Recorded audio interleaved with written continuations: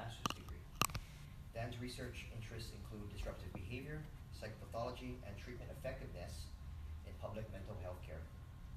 His clinical experiences are at the Center for Cognitive Behavior Therapy and have included work as an assessor and an intensive in-home therapist in the Candy system, as well as school mental health and therapy services with the Department of Education. So, we'll be turning it over to Dan real quick. Just, I think, two announcements. One is for the 3 people on BTC. Hopefully you can hear me. Just like no feedback, like talking to my Keiki. If you go to Help Your Keiki and go to the Resources tab, under the What's New link, you can pull up Dan's presentation right there. So, Kelsey or Jamie or Maddie, did any of you hear that?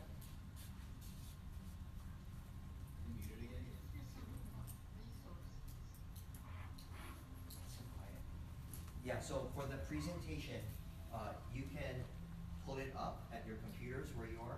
If you go to Help Your Keiki, Resources, and the What's New link, at the bottom of the What's New link, you can pull up Dan's presentation that we'll be going over right now live. Cool, thanks.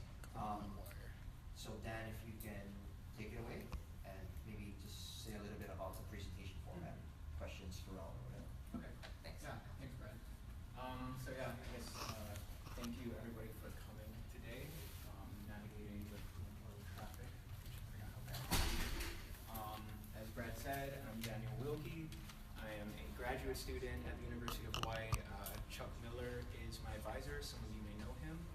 And I'll be presenting today on some of the findings for my thesis, which is titled Disruptive Behavior Treatment Progress as a Function of Youth Diagnosis. I thought I'd start just by giving you a little bit of a background for why I got interested in this in general. You know, part of reading some of the studies that were coming out of our state that was done with Candy data, the Department of Health, one thing I noticed was how common disruptive behavior treatment targets were in the system of care. So across diagnosis, across ages, people were being targeted for disruptive behavior problems like anger and aggression. And I started to wonder, I guess, generally, you know, who is this working for? And does it work differently for different kinds of problem areas and different kinds of disruptive behavior? So I started looking into the literature to see, you know, what previous people had done, and that is ultimately what led me to this topic. I thought I'd start with just a pretty thorough background, basically talking about what disruptive behavior is, and then some of the findings that I found in my search through the literature about, you know, maybe how it's presenting differently in different people, and maybe how treatment is working differently for those different kinds of presentations. So I'm going to start pretty generally with just disruptive behavior problems and what they are. So kind of broadly defined, disruptive behavior problems are behaviors that either violate the rights of others or fail to conform to societal norms or to the expectations of authority figures, usually parents and teachers, since these are most common in children and adolescents. The disruptive behavior disorders specifically, which I'll be referencing throughout with the abbreviation DBD, just to make things a little simpler to read. The two major disruptive behavior disorders are oppositional defiant disorder, or ODD, which tends to emerge in younger kids, tends to be more about tantruming, refusing to do what you're told to do, kind of deliberately annoying people. And the other disruptive behavior disorder is conduct disorder, which is more towards things that are actually against the law. So stealing, damaging property on purpose, up to pretty serious offenses like sexual assault. Also, disruptive behavior disorder, not otherwise specified, is another one in the DSM that fell within what I researched, but I won't get into that because it's sort of outside the bounds of these two. So, disruptive behavior disorders are pretty common even in just the general population. So roughly 1 in 10 to 1 in 20 kids in a community sample will meet criteria for one of these disruptive behavior disorders. And they're particularly common in community mental health systems. One article I read talked about how I think 1 in 4 youth met criteria for conduct disorder, and 1 in 6 met for oppositional defiant disorder. And I think that study actually was back when you couldn't have both, which would mean like roughly half of the sample that they looked at met criteria for disruptive behavior disorder in community mental health systems. Disruptive behavior disorders are associated with all sorts of negative stuff, basically. So school truancy, legal issues, public expenditures, you know, if breaking the law or damaging property, those are expenses for the community.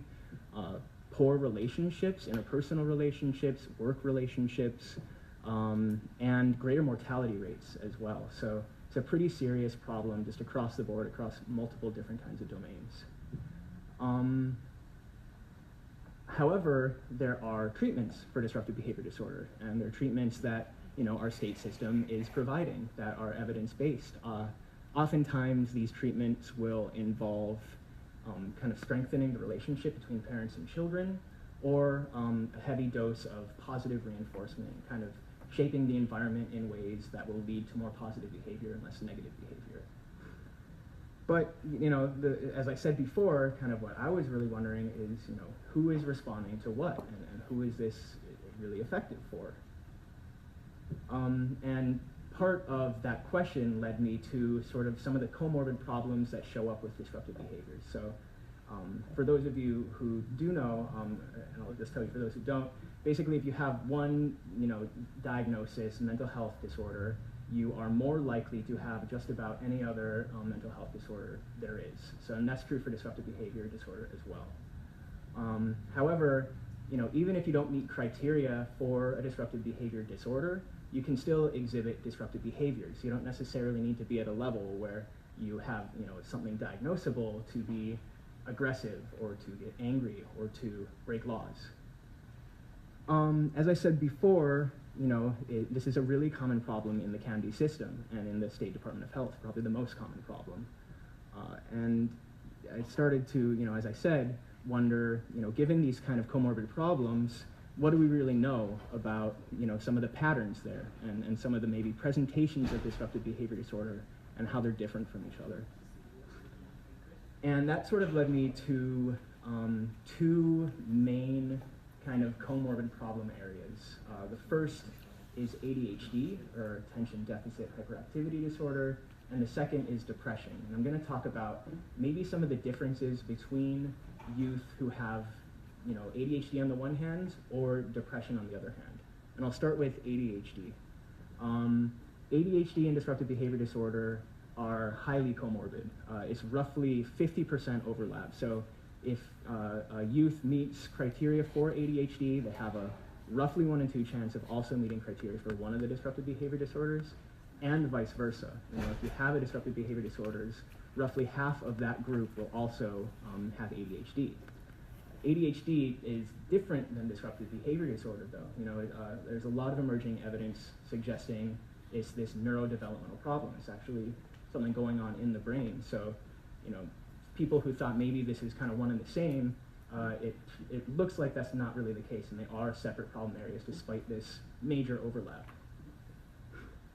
As I mentioned before, you don't necessarily need to have a disorder to exhibit disruptive behavior, and that seems to be true in ADHD as well. And it looks like ADHD alone is sort of associated with disruptive behavior problems, even if it's not at the disordered level. So youth with ADHD are more likely to be aggressive, and it's particularly a relationship between the kind of hyperactive and impulsive side of ADHD and maybe a emotional dysregulation and reactive kind of aggression. Kids with ADHD are more prone to kind of responding emotionally and impulsively, and that includes with anger and with aggression. One of the sort of major kind of branches that I found looking at this literature was this connection between ADHD and what the research calls early onset and persistent form of disruptive behavior disorder. So the pattern here is sort of like youth with ADHD will be diagnosed as a toddler or in preschool. Then they will meet criteria for disruptive behavior disorder in grade school, and they'll continue to more serious kind of conduct problems in adolescence, substance use, and even to a point in adulthood with antisocial personality disorder. And a lot of the literature suggests this is a particularly treatment-resistant kind of presentation of disruptive behavior disorder. Youth who seem to fall in this track seem to be more resistant to treatment and tend to improve less and have particularly negative outcomes as adults in terms of things like incarceration, mortality rates, etc. So that's one kind of link between ADHD and disruptive behavior disorder that looks a little different than other kind of presentations of disruptive behavior. Another interesting, oh, Fred. Sorry, so just real quick, I forgot if we said this already, but feel free to ask any questions throughout or elaborate, especially because it's a smaller group today. So you could say, that doesn't sound right, or what is, you know, whatever, anything, at any point, feel free to ask anything. We don't have to save it to the end. It's smaller groups, we can do that. And then I guess other thing that if you can remember randomly, every once in a while, maybe if you're right, we could just shout out like along what slide we're on for the people. Okay. It's pretty obvious, but just, I don't know, every once in a while.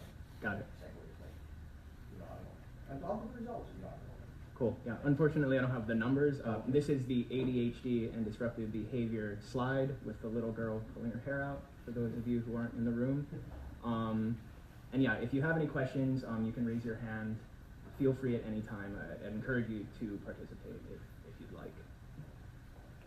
So, you know, there's this kind of connection between ADHD and this early onset and persistent disruptive behavior problem track. You know, it's not necessarily true for everybody, but, you know, it's a tendency with this combination. Another tendency that some of the recent research is looking into is a connection between ADHD and what's called the argumentative and defiant symptoms of oppositional defiant disorder. So going to the next slide, I have just a list of all of the ODD criteria for diagnosis. You need 4 of 8 of these to meet criteria for ODD. And research has suggested that it kind of breaks down into 3 different groups. So one of them is this argumentative and defiant group. And the symptoms here tend to be more about breaking the rules on purpose and kind of defying authority figures. So things like, yeah, breaking the rules, arguing, deliberately annoying people, and blaming others for your own mistakes or misbehavior. These symptoms of ODD show a particular connection with ADHD, and they tend to predict the diagnosis of ADHD. So, moving on to depression and the depression slide, some of what I looked into in looking at this is depression and disruptive behavior shows sort of a different connection than ADHD does. Again, though, depression, like ADHD on its own, is linked to disruptive behavior problems, even if it's at kind of a sub-threshold, sub-diagnosis level. So depression is linked to increased rates of domestic violence, increased rates of self-directed aggression or suicide and self-harm, increased anger attacks, and a higher rate of aggressive coping when angry. So depression on its own shows some links to sort of disruptive behavior problems. Yeah. Is that linked to perpetrating domestic violence or being exposed as a result of being exposed to domestic violence? I would guess it's also being exposed to it, but I believe it is also linked to perpetrating domestic violence at higher rates, at least, than no depression. I'm not sure about I mean, I would assume so, at least. So, yeah, I think the key kind of connection between depression and disruptive behavior, maybe particularly ODD, is irritability. So irritability is basically a symptom that depression in children and adolescents and ODD has in common. So in order to be diagnosed with depression, if you're under 18, it doesn't necessarily need to be just low mood. It can also be being irritable all the time. And as I'll get to a little bit later, some of the symptoms of ODD are also kind of these irritable mood symptoms. Unlike this connection ADHD has with this early onset and persistent form of disruptive behavior problems, there seems to be more of a connection between depression and what's called the late onset or desisting form of disruptive behavior. So this is the kind of disruptive behavior that will emerge more commonly in adolescence, might not last as long, might be only a problem for a couple years, and maybe desists into adulthood. So the early onset persistent is connected to ADHD, anxiety, but not depression. So depression seems to show less of a connection with that really severe kind of treatment-resistant form of disruptive behavior. Also, as I talked about before, that connection between ADHD and the argumentative symptoms of ODD, there's a particular connection between ODD symptoms that are called negative affect symptoms and depression, which, as I said before, is kind of that irritability element. So again, getting back to the oppositional defiant disorder factors, the negative affect factor involves often losing your temper or getting easily annoyed or just feeling angry or resentful a lot of the time. So those kind of symptoms of ODD tend to predict diagnosis of depression either at the same time or as the youth gets older. One of the particularly interesting links I found between ODD and depression, I just thought this was really interesting. One study suggests that childhood ODD predicts adolescent depression actually more strongly than childhood depression predicts adolescent depression, which kind of blew my mind at least. So, children diagnosed with depression seem to have less of a likelihood of developing depression in adolescence than children with ODD. And there's a lot of this emerging research that suggests this developmental track that begins with, these oppositional and irritable symptoms in childhood, looks more like ODD, but then turns into depression with the desistance of these kind of argumentative symptoms. So the negative affect remains as well? Yeah.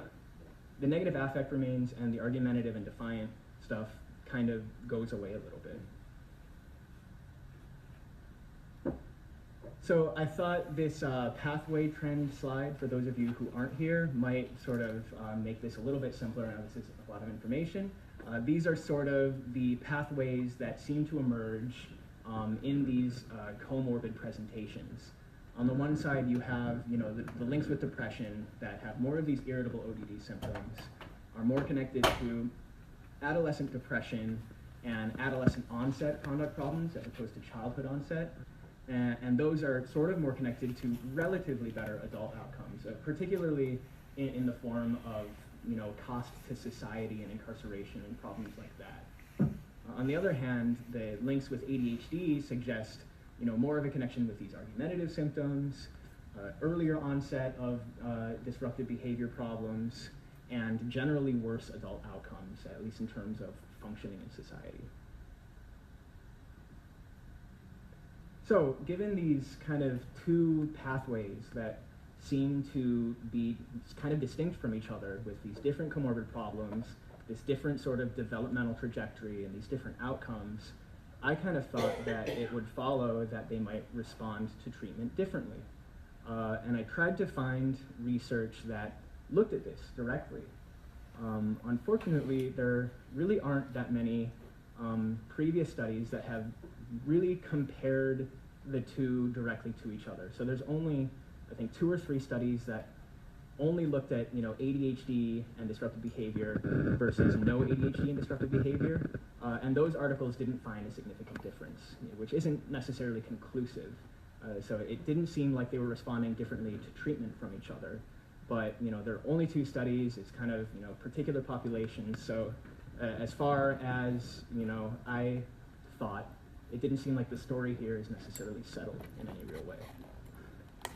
On the other hand, there are a couple studies that have come out in the last 10 years that suggest that elevated depression might actually predict more of a response to disruptive behavior treatment.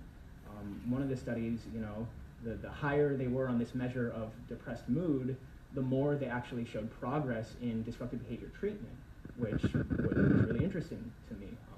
One of the thoughts I had was maybe, you know, they're more motivated to get treatment. They're suffering and they want to, you know, get better, as opposed to maybe if they're just argumentative, kind of doing their own thing, it might not be as distressing to them internally. There might be less motivation to change. So these studies are done in kind of controlled settings.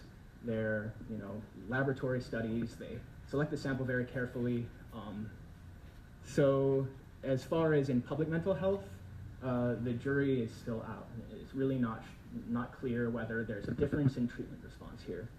And given that, you know, the Department of Health keeps all of this great data on everybody that they see, I thought that it was worth looking into just for kids in Hawaii, basically, you know, what's working for who. So that led to this study, my study. Basically, the question that I had was, do a diagnosis of ADHD or a diagnosis of depression predict a different response to disruptive behavior treatment? And the three groups that I looked at for this study, I split by diagnosis, which I'll break down a little bit later since it's a little bit complicated. But the three groups just broadly are a group with ADHD, a group with a depressed mood diagnosis, and then a group with just disruptive behavior disorder. And that last group is kind of a comparative group to see if these two other groups are responding differently in treatment from a group that is more quote-unquote pure. Any questions or anything? So I'll just talk a little bit about kind of what I did. I don't want to get too much into the details, but it's at least important to talk about a couple things, I think, for what I actually did in my study. First, I'll talk about the MTPS. So I'm sure some of you are aware what the MTPS is, but some of you might not be. I thought I'd just explain a little bit. So the MTPS is the Monthly Treatment and Progress Summary. And this is a form in our public mental health care system for children and adolescents that is basically mandatory to complete for all therapists who are treating youth. In order to receive reimbursement, actually, you need to complete this. So completion rates are very high across our state. And what this does, what this form is for, is therapists will mark down all sorts of stuff about what they're doing, basically. You know, when they're seeing the kids and what they're doing in treatment. And the two big parts that I looked at for my study were the treatment targets, which is basically what the therapist is saying they're working on that month, and the progress ratings, which is the progress that is being made on each of these treatment targets. So whenever a therapist marks a treatment target, they mark a corresponding progress rating that is relative from the youth's pre-treatment baseline. So this is what the form looks like. The therapist, or at least part of the form, therapists will mark down whether they targeted these treatment targets. And I have circled the 3 treatment targets that I looked at as a measure of disruptive behavior problems. And the 3 targets were anger, aggression, and oppositional or non-compliant behavior. There were a couple other targets that I did consider, like willful misconduct, but I left those targets out for various reasons. In willful misconduct's case, it showed a much different kind of pattern of change. So the progress ratings were different, and the rate of change was very different. Whereas these 3 targets have a very similar kind of trajectory of change over time.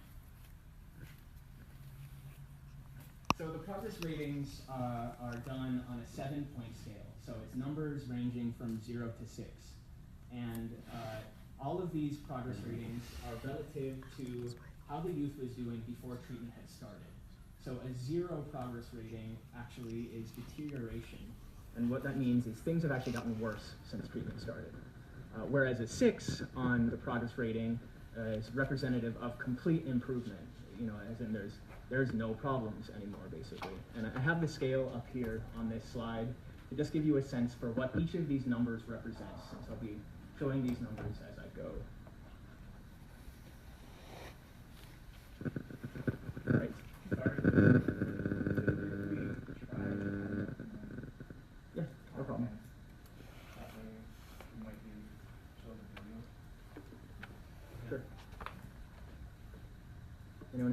questions or anything?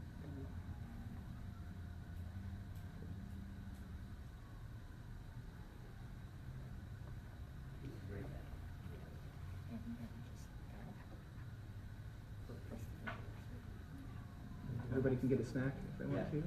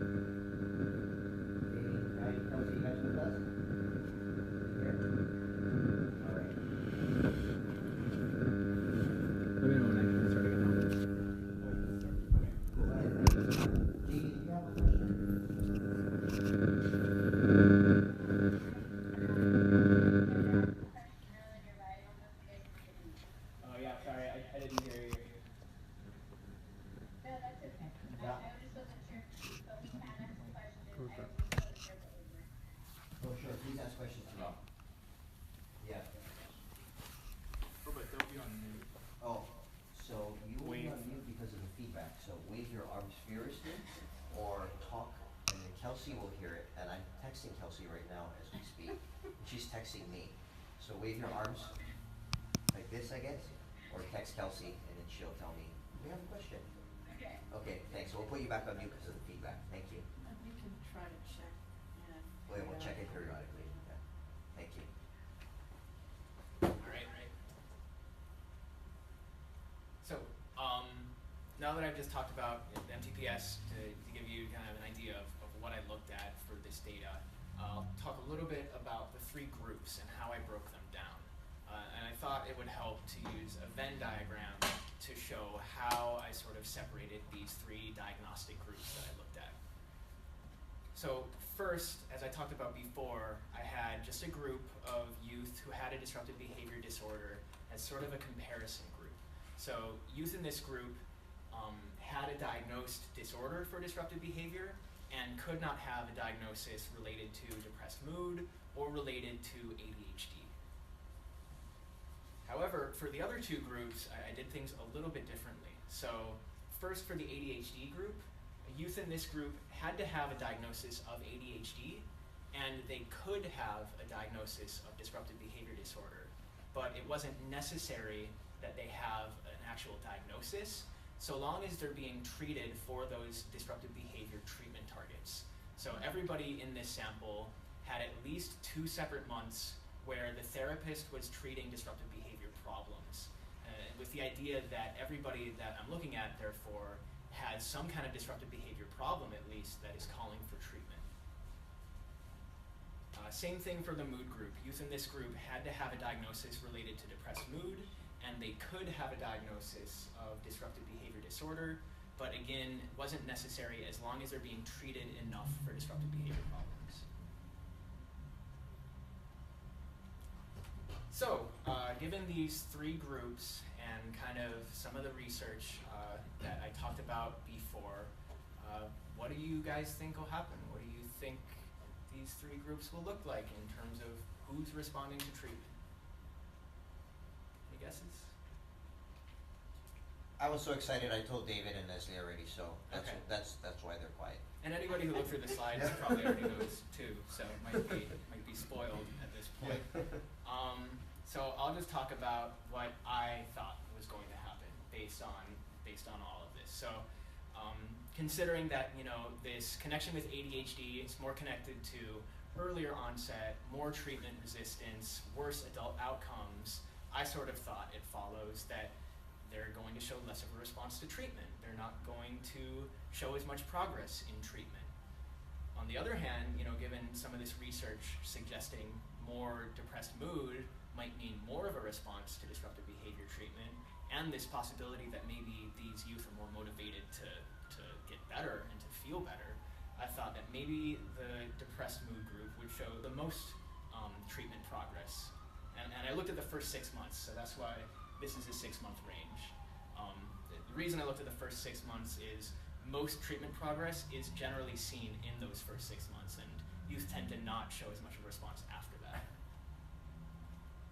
So now I will talk about what I actually found, basically. So as I said before, this is kind of what I thought would happen, with depression in yellow, showing the most progress, ADHD in red showing the least progress.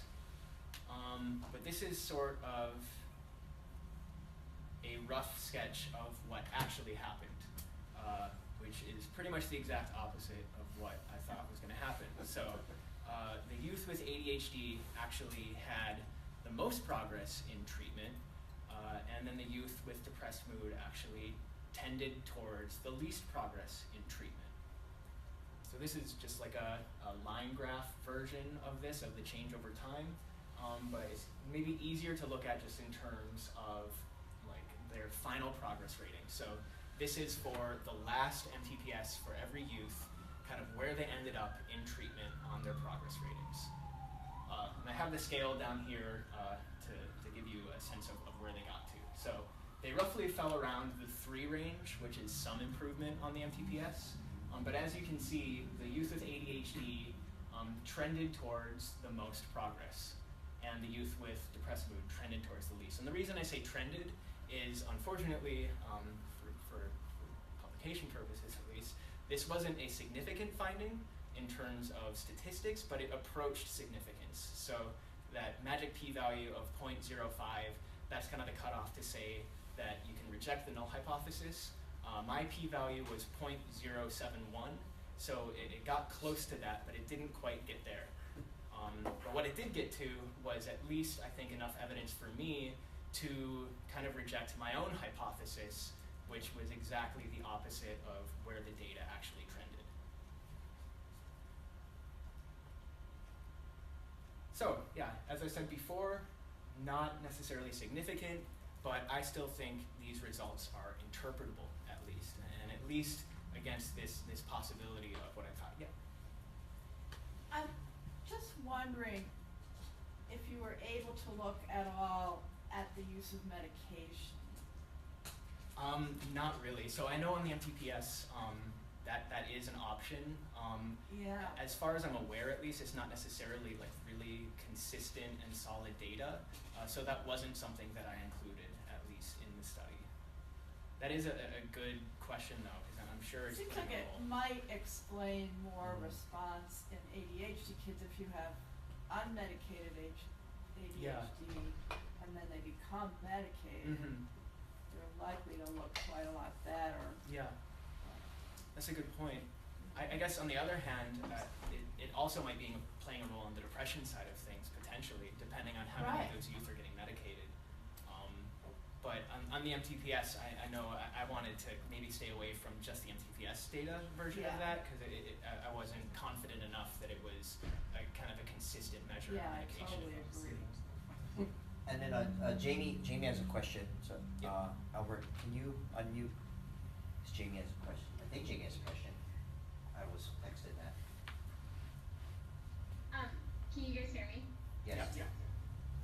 Okay, so as you've been talking, I kind of keep thinking about kids with complex trauma, and I wonder if those kids that are depressed might actually have a trauma history, and that might be why they're not getting better. Were you able to look at that at all? I'm sure, I mean, that's kind of a whole different study, but I was just wondering if, No, that's a really good question. And something that I didn't talk about that maybe would be helpful, I excluded a lot of other diagnoses from this sample. So any diagnosis of PTSD or anxiety or even ADHD inattentive type, if kids had those diagnoses, they weren't actually included in the sample. As for complex trauma, I think is a really interesting area, but unfortunately it's not like a DSM diagnosis. Right. So looking at it in that way would be difficult, since I did look at it in a diagnostic way. But it certainly is a possibility that the youth with both depression and disruptive behavior problems might have maybe particularly adverse kind of home environments that's causing both of those problem areas to emerge. Yep. And I apologize for maybe having missed a gap or two No of problem. information, but am I correct in that the treatment was intensive in-home? Yeah. Yeah. And so in intensive in-home treatment, you're working with the family a good deal? Mm-hmm. And I know that that Candy keeps statistics, they keep tracking on the Ohio scales for families' response to treatment as well as students' response. Yeah. Did you get into trying to compare those at all? Because I'm wondering if, what the correlation was between families feeling better about it and them and the therapist feeling better about it. Yeah, that's another really good question. Unfortunately, the data set I looked at was 2006 to 2012. And I know Ohio Scales is a pretty recent kind of measure. So unfortunately for me at least, that data wasn't available. But I do kind of think family stuff might be playing a role here. I'll talk about it a little bit later. And maybe just because it's intensive in-home, the treatment can look really different for two different kids. There might be much more of a family element for one kid. There might be much more of a just youth-focused kind of approach for another kid. And there's a possibility, at least, that the groups might have differed in kind of maybe how therapists tend to approach these problems, which could potentially explain some of these differences. Did you keep track of which therapists had the best success rates? No. I remember I was looking through it a little bit to see if somebody has like higher progress ratings, but I didn't actually look at it like statistically or anything. And then there's one quick thing, then moving forward. Yeah. It's good. I'm like texting Kelsey back and forth. For more questions from the audience, which is great, if you could just repeat the question. Oh, sure. Because they can hear your voice a lot better. Sure thing. Back there, yeah. Okay. Thanks. All right, so yeah, as I said before, ADHD group had a 0.2 progress rating higher on average, and the depressed mood group had a 0.1 progress rating lower when comparing to the quote-unquote pure disruptive behavior disorder group, which was the opposite of what I thought was going to happen. And so I, obviously wondered why. Why would things seem to go in the direction pretty much opposite of my expectation and maybe what the literature seemed to suggest you might expect from these differences. And I'll start with just the ADHD group. So why did the ADHD group tend towards more progress? One thing that came up just in general for this group is the youth with ADHD tended to be younger. And the way I looked at this statistically controlled for a lot of these other variables. So things like age or gender or other kind of characteristics like that. When I looked at just the comparison between these diagnostic groups, it held those things in constant. And one of the findings I'll talk about later is younger kids tended to improve less than older kids. So looking at this data raw, the youth with ADHD didn't really show a difference in response to the youth without ADHD until age was a part of the equation. So what that suggests is that if you have two kids who are the same age who have disruptive behavior problems, the youth with ADHD might be expected to improve a little more. But on the other hand, when getting referred to CAMD, the youth with ADHD are tending to get referred younger, which might suggest kind of other barriers or other problems going on. So, given this possibility that, two kids, same age, same gender, etc., the youth with ADHD might show more improvement, one possibility for why this might be is kind of what I talked about before in that kind of impulsive, reactive response that's seen in ADHD. So on the one hand, youth with ADHD, they're more likely to react negatively to provocation and have that kind of impulsive reactive aggression. But there's sort of the flip side of it for them, where they also might react a little more strongly to positive reinforcement and get even more excited than a kid who isn't as impulsive and isn't as kind of emotionally reactive or dysregulated. So given that a lot of the treatment for disruptive behavior problems is this kind of positive reinforcement approach, these kids with ADHD might be more responsive to that than the kids without ADHD. Another possibility here is, related to those two kind of developmental tracks that I talked about before, and that early onset and persistent track. So the youth with younger ages, they might have more of that kind of early onset persistent problems, which might explain why, given two kids, one with ADHD, one without, the one without might be more prone to this kind of persistent problem area, which I'll talk about a little later when I talk about age. So, those are just some possibilities, that I'm not exactly, just kind of discussion for why this might be for ADHD. On the other hand, for the mood group, why did they tend towards less progress, especially considering some of these other studies that suggest that elevated depression might predict more progress in treatment. And one of the possibilities here is sort of that difference between intensive in-home and these kind of studies.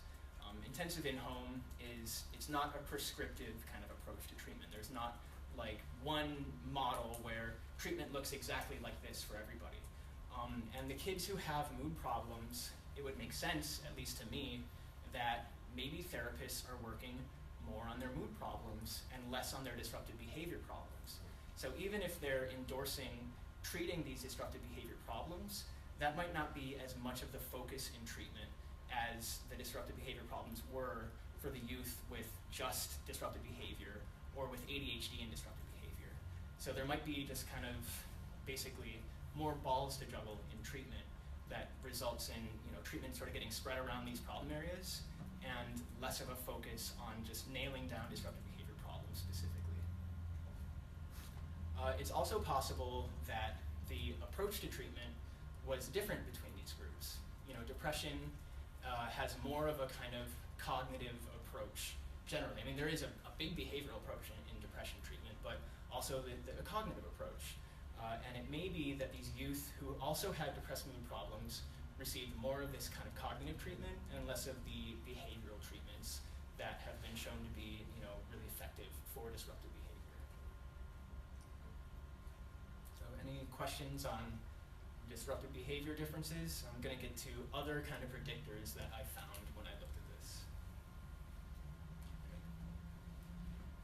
So that was, just why maybe these diagnostic groups differed, but as I've mentioned before, I also looked at these other kind of variables, and they produced maybe results that showed differences in treatment as well.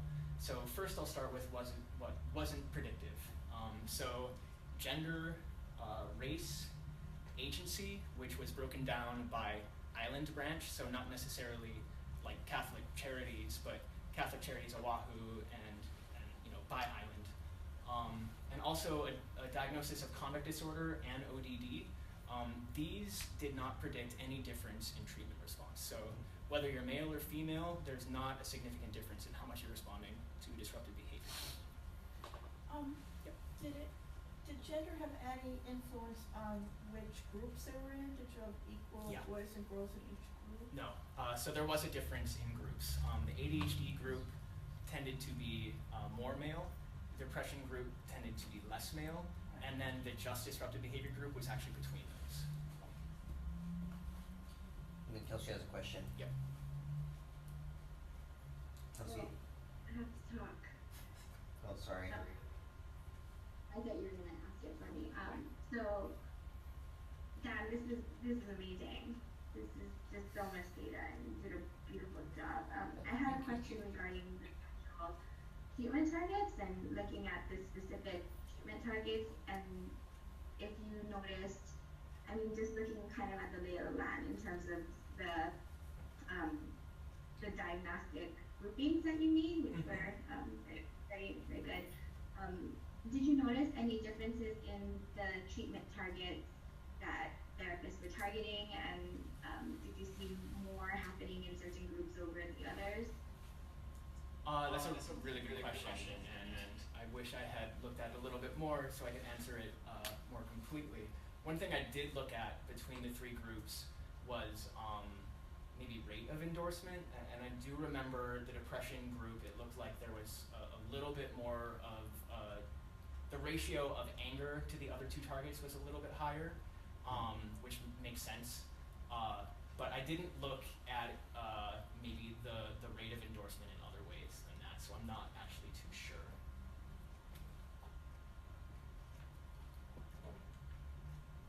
All right, so this is what wasn't predictive for these other variables, but now I'm going to talk about the ones that did predict a significant difference. And as I mentioned before, I'll start with age. So I thought this was an interesting finding. This wouldn't have been what I would have guessed if you'd asked me to. Older age predicted more progress in disruptive behavior treatment. So for every year older a youth was, they had about a 0.05 higher progress rating. So the difference between 1 year is not so big, but if you look at the difference between a 7-year-old and a 17-year-old, that's a 0.5 progress rating difference on average, which is a pretty big gap. And I kind of wondered, why are younger youth not responding as much? You'd think, you're getting younger, you get in at kind of the ground floor, you have more room to affect that kind of change. And as I said before, one of the possibilities here is this early onset and persistent kind of form of disruptive behavior. In order to get, referred to CAMD and accepted and receive treatment, it's a pretty high bar in terms of severity. So the kids, the age range that I looked at was 7 to 18. The kids who might be getting into treatment at 7, 8, 9, etc., might have particularly kind of severe disruptive behavior problems and maybe are more on that early onset persistent track. Another possibility here is that maybe the younger kids had particularly acute disruptive behavior problems in particular. One of the measures that's used to qualify for CAMD services is the CAFIS.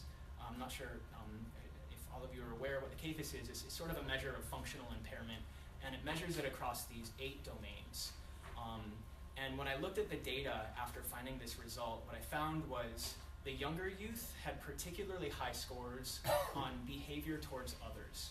So they had really higher impairment on that behavior towards others measure, which is more of a measure of like just disruptive behavior and how you're interacting with others.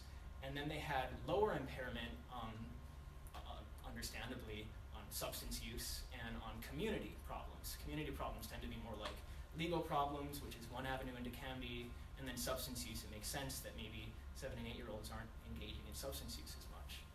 So it's possible that if they have particularly acute problems on these disruptive behaviors, they might be particularly resistant to that kind of treatment. Another finding that I found that was significantly different was treatment length. And this one is kind of a face valid, maybe obvious thing. So the longer that the kids were in treatment, the more progress that they made. And I think maybe the most obvious explanation here is they got a higher dose of treatment, and so they had more time to kind of find what was effective and more time to practice some of these tools that are effective in disruptive behavior treatment. Another possibility for this is that the kids who weren't staying in treatment for 180 days or more, I just looked at 2 groups. I looked at if they got 180 days of treatment or more or less than that. And maybe the ones who were getting less than that were dropping out of treatment for various reasons, maybe family engagement, difficulty getting to treatment, or maybe other issues just coming up that might be connected to not responding in treatment. Another finding was for the CAFIS. As I mentioned before, CAFIS is just a measure of functional impairment. Higher scores tend to mean more impairment. And again, maybe kind of an obvious one here, the higher that a youth's CAFIS score was, the lower progress they tended to make in treatment. Again, a possibility here is more impairment might suggest kind of more problem areas, which makes it hard to really focus just on the disruptive behavior problems in treatment. Also, one of the only diagnoses that I didn't exclude from the sample, as I mentioned before, anxiety, PTSD, all of that, if they had that diagnosis, they were excluded. But I didn't exclude substance use disorder diagnoses. And the youth with substance use disorder showed less progress in treatment. Again, I think this kind of makes sense. First of all, these youth have a way to cope already, and a way to cope that calls for treatment. So not only might they have kind of their own way to cope with the difficulties that they're having, but it's another target for therapists to focus on, which might lead to less of a focus on their disruptive behavior problems. Some research also suggests that youth with substance use problems in CAMD, so this was done in the same data basically, receive less behavioral interventions and less family interventions.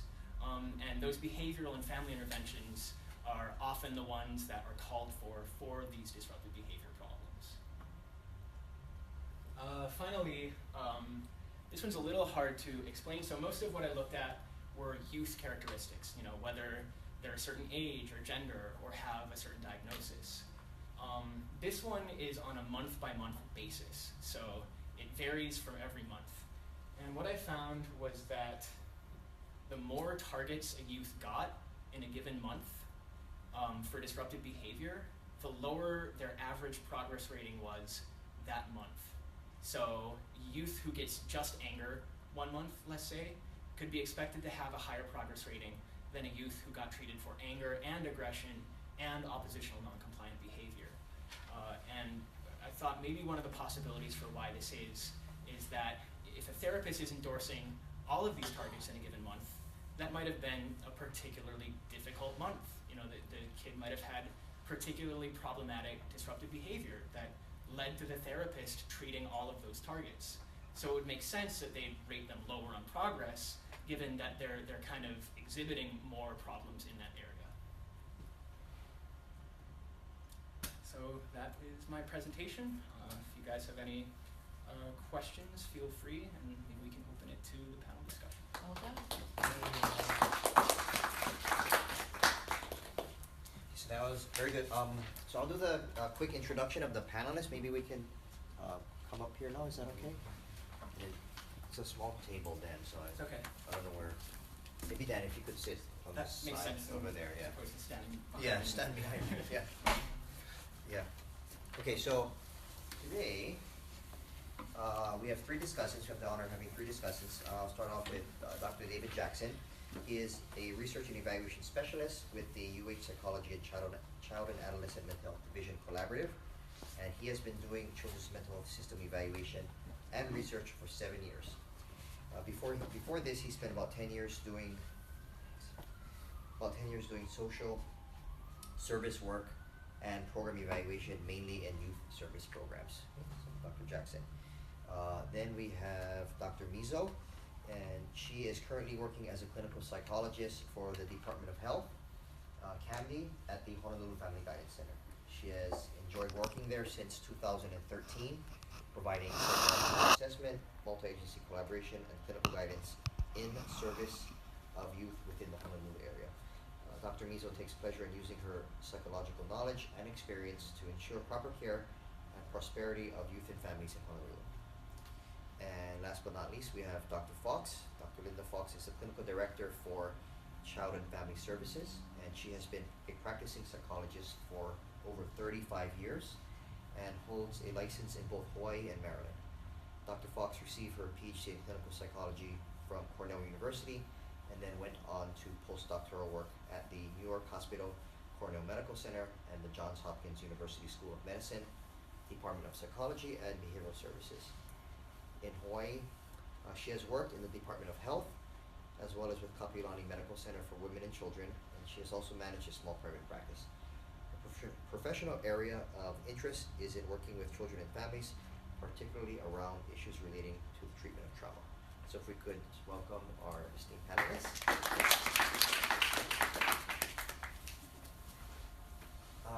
So typically, this part of the panel discussion is pretty free flowing. So it can range, especially with this smaller group.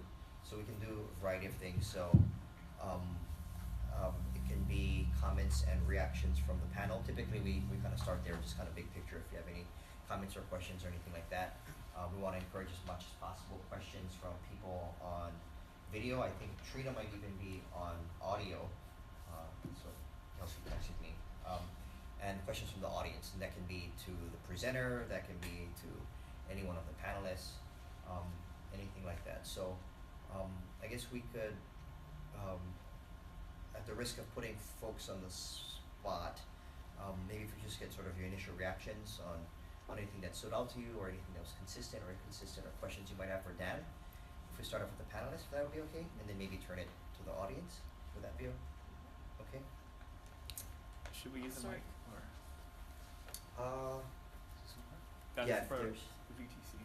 Oh. I guess we'll use the mic for people in the back then. Yeah. That would, That would be good. Well, I just want to congratulate Daniel. I think that was a very nice presentation. And I liked how you drilled down into the data. And you needed to focus the way you did in order to, pull up what you did. The scope of available data is huge. You needed to drill in that way, so that was good. I think a couple things came up for me, and one of them was in relation to one of the questions that came up from the Big Island, and that's related to the trauma question. And obviously, you couldn't have gone everywhere, but I was looking for future work. It might be interesting to try to see if a look at, not necessarily you, but that there would be a look at the trauma issues for these kids, because they're pretty profound, as one kind of area to focus on. The other thing that's been always an interest to me, having been part of a provider system with KMHD, is to somehow quantify or look at kids who move in and out of the levels of care, particularly intensive in-home, maybe to MST, maybe to FFT, back to intensive in-home, to kind of look at trends with that. I've always been intrigued by that, and I know that there's a huge amount of data, but I think that could be an interesting thing to take a look at too. But it's impressive to me how much data there is available to look at. What you did was very well done.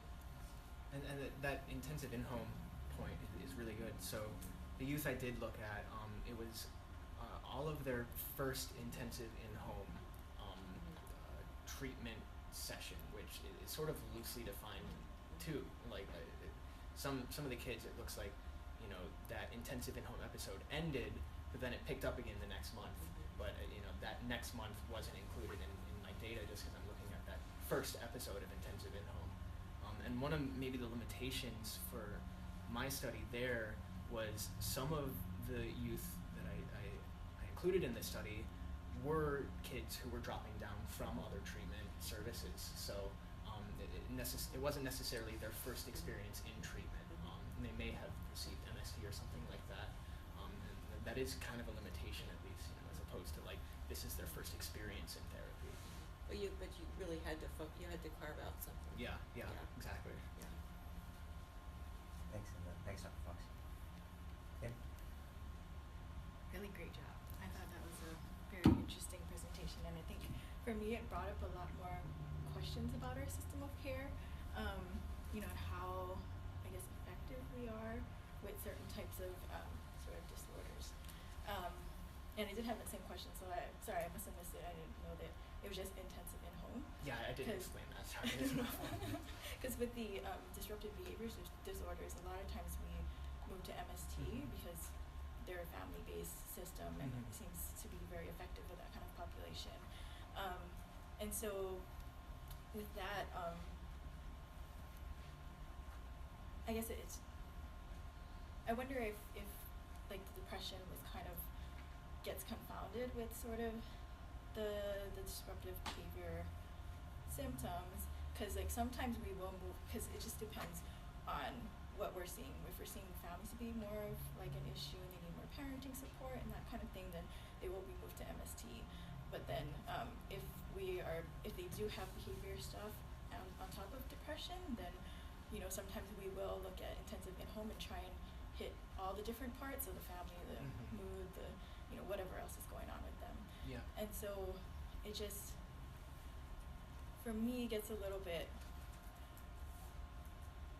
questionable. I don't know, just not sure, what kind of things we're looking at. And so because with the younger kids, even if they have disruptive behavior issues, they're too young for MST, right? Because MST starts at 12, Yeah. and so we will have to do intensive in-home, and then sometimes it doesn't work out as well because the therapists need to have like a whole range of qualifications, right? So family, substance, all of those things that MST would take care of. So it just, for me, brought up a lot more questions about our system of care and how to take care of that, because oftentimes the families we see definitely need a lot of family work and individual. And so we can't do two at once, which is, I think, maybe a little bit of a limitation in our system. So I just wanted to kind of put that out there. Yeah, and I did consider, back when I was thinking, how should I break this giant data set up and what should I look at? I considered looking at MST as opposed to intensive in-home. And I think what drew me to intensive in-home was kind of the, MST, it has that, it's like the 5-month structure that they approach it this way and they do this treatment, they target these problems. So it's a much kind of narrower type of approach to treatment than intensive in-home.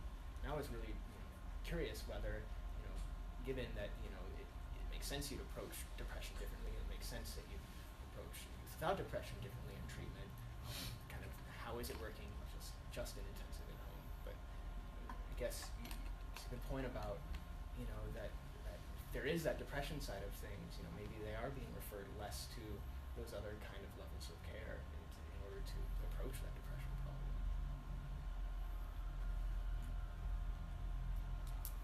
Thanks. I wanted to also say great job, Dan. My full-time job is pretty much working with this data, so I know how hard it is to tease apart these kind of things in the data. So good job. I brought some data too, because I saw Dan's topic and I thought, we got some data related to that, so I thought I'd share some of that data.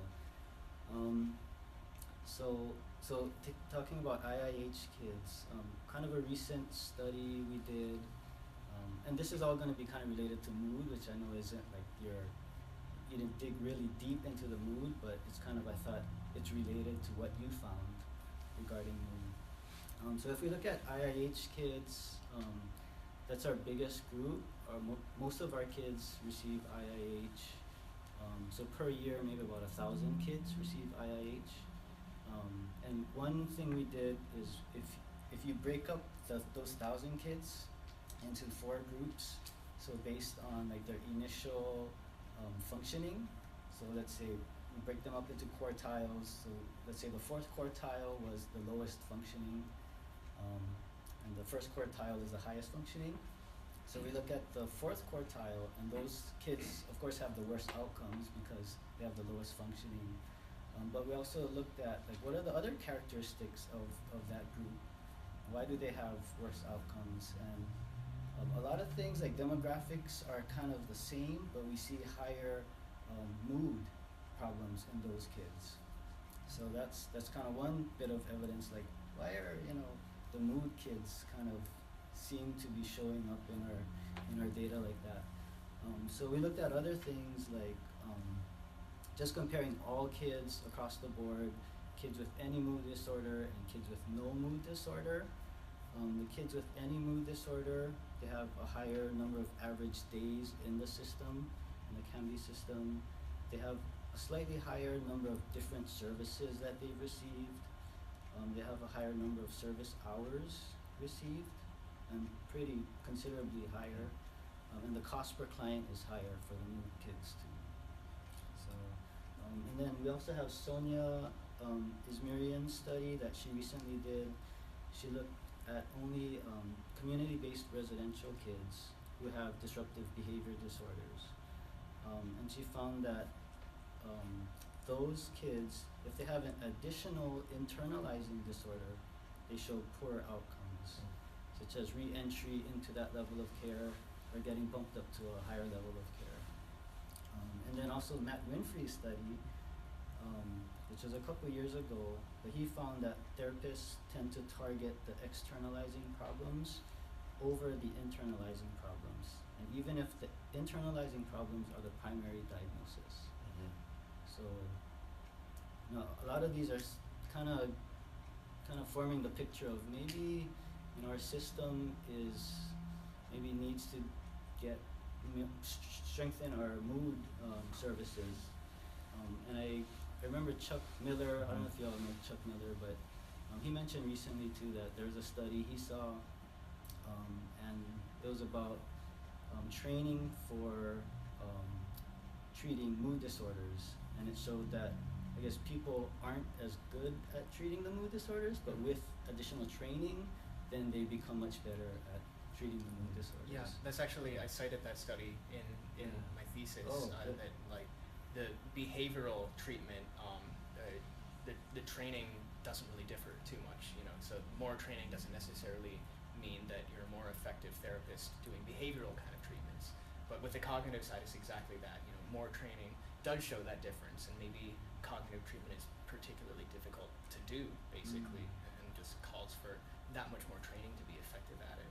Yeah. So that's one of the questions I wanted to throw out too, is treating mood disorders, does anyone find that is more challenging, I guess?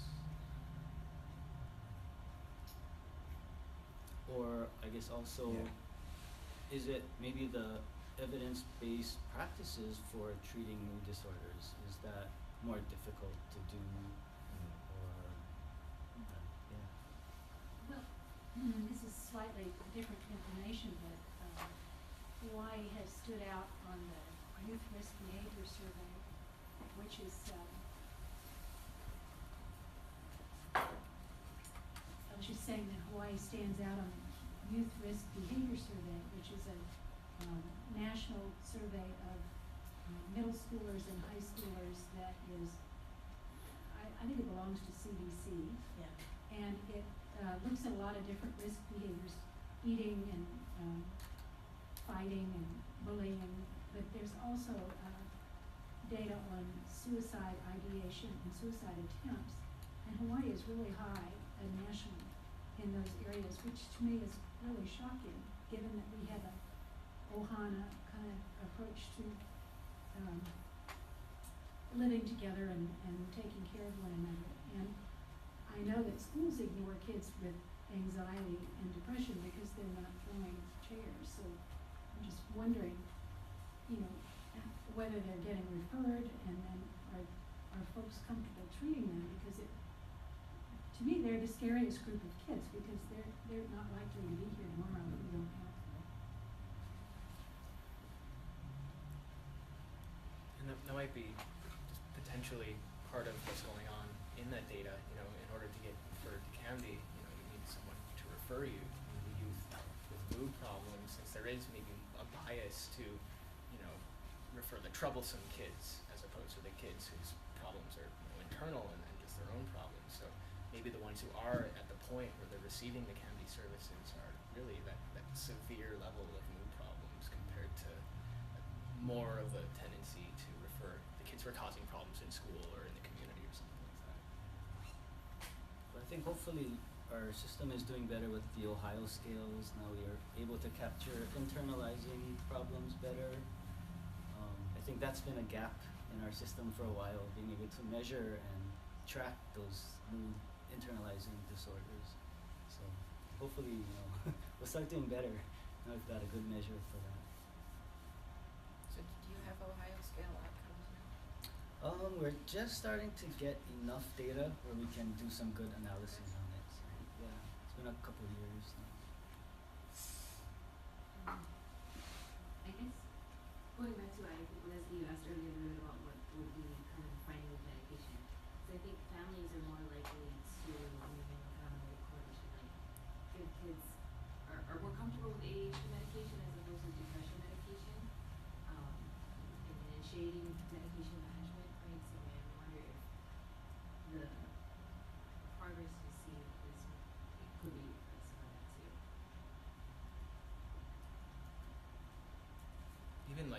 response to medication. I'm not an expert, but as far as I'm aware, depression medicine takes like a few weeks to start being effective, whereas ADHD medication can kick in just like that, basically. Well, and, you know, depression meds for young people don't work very well.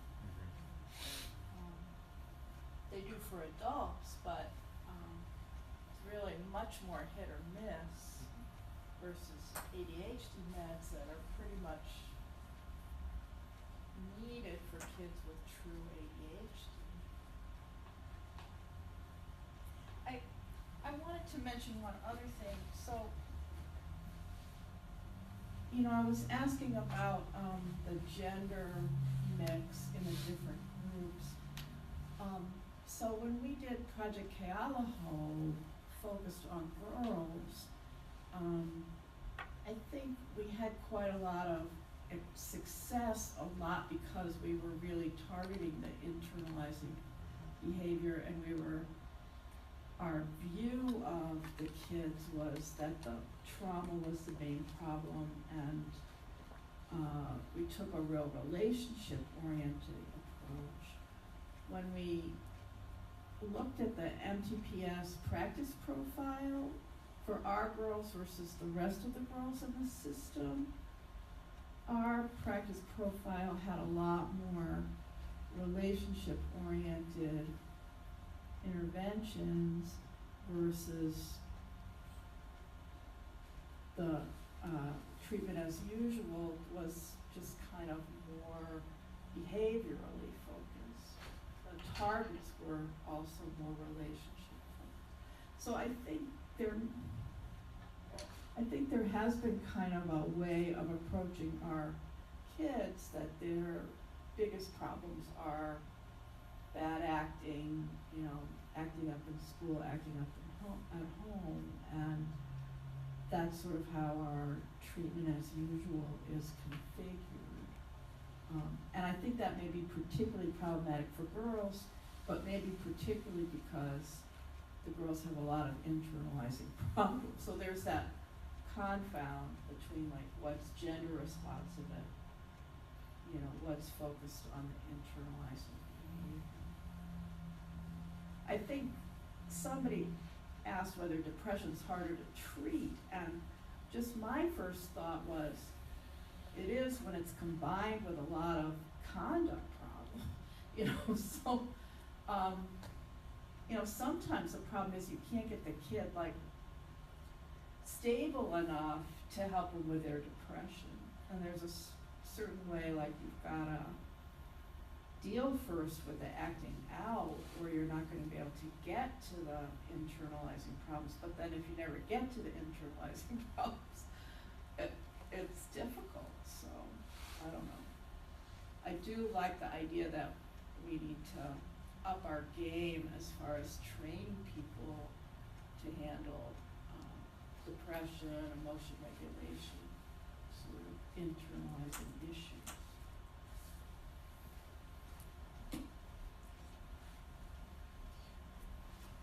I think we normally run up right up until 5, but I think some of the panelists, we need to leave a little bit earlier, so maybe we'll do one or two more questions, just to make sure to respect everybody's time. Question in the background. There seems to be a growing trend in the research towards biofeedback or neurofeedback being an effective way to work with ADHD. I'm sure y'all know more about this than I do, but I haven't really seen it utilized much in Hawaii. I'm wondering what your opinion is on using that as an effective means for treatment with kids with these problems.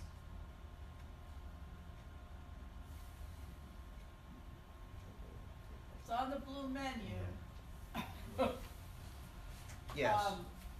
Yeah. So I can take a crack at it, and other people feel free to jump in.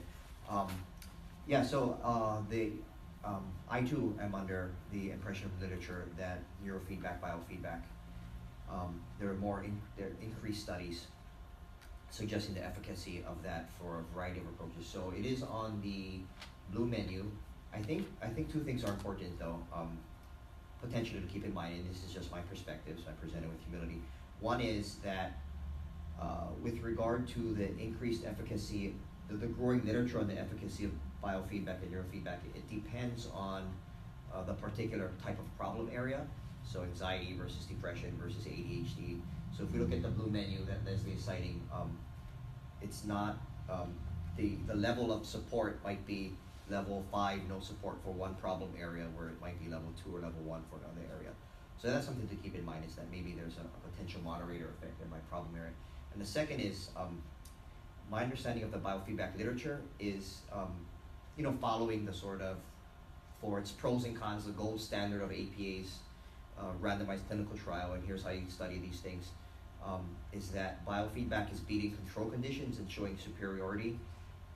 But sometimes, this is my interpretation of the literature, sometimes it's on pretty circumscribed, like a pretty circumscribed task. So it might be, does biofeedback help with something that we'd expect biofeedback to help specifically with, and maybe the outcome is not as global, like the CAFIS or larger functioning or symptomology related to depression or something. It's usually, the biofeedback studies tend to be like, can you perform better on this biofeedback task? Which is important, but I don't know if I haven't seen studies yet that cascade down to the sort of symptomatic or even functional level. So I don't know, that's just my impression. I don't know if that's anything. Well, when I said that thing about you need medicine for ADHD, it did go through my head, or maybe biofeedback, because I think the big clinical trials that I think about as really kind of illustrating why you need, what do you call them, stimulant medication for ADHD symptoms, did not look at biofeedback in comparison to medication. Looked at all kinds of other behavioral kinds of interventions, but it was a little pre-biofeedback. So I think, it's a very exciting area, and I know that some of our providers are utilizing biofeedback, particularly for ADHD with kids. But it also just seems like, I don't know, the kind of thing that you do with a middle class kid in an office. and a lot of our kids have a lot of trouble with that. So we're probably always going to be kind of multimodal if we're going to keep up with the youth that get referred to CAMD. And any closing comments from panel on that, or anything else, if that's okay? Is there a question? Oh, yeah. Or Sorry. is that No, go ahead. not connected?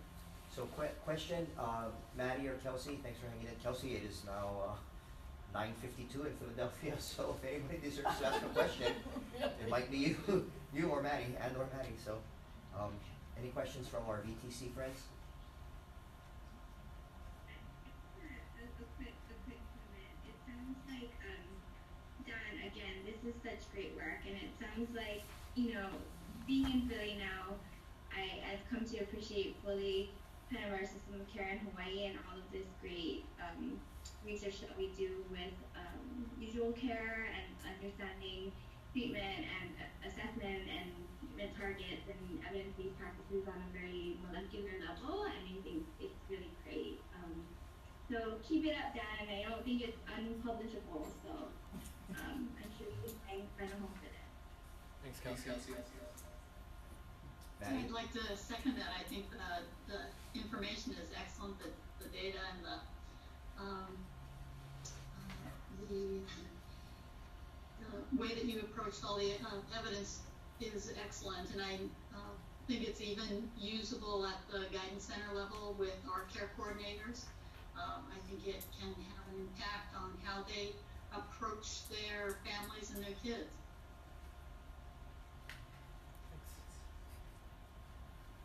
Any closing comments from?